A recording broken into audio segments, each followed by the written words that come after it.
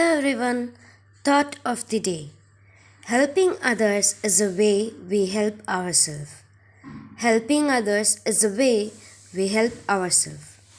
There was 200 people attending a seminar on a mental and physical health.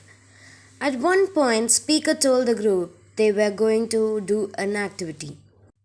He gave each one balloon and told them to write their name on it.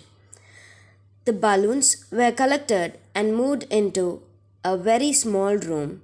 The participants were then asked to go into the other room and were given 2 minutes to find their balloon. It was chaos. People were searching for their balloons, pushing each other. At the end of 2 minutes, no one had found the balloon that had their name on it. The speaker asked them to go back into the room and pick up one balloon at random, look at the name, and return it to their owner.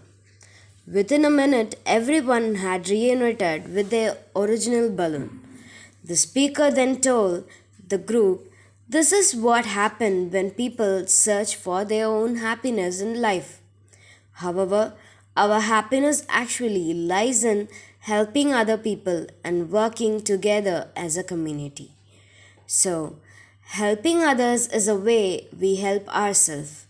Thank you. Have a wonderful day.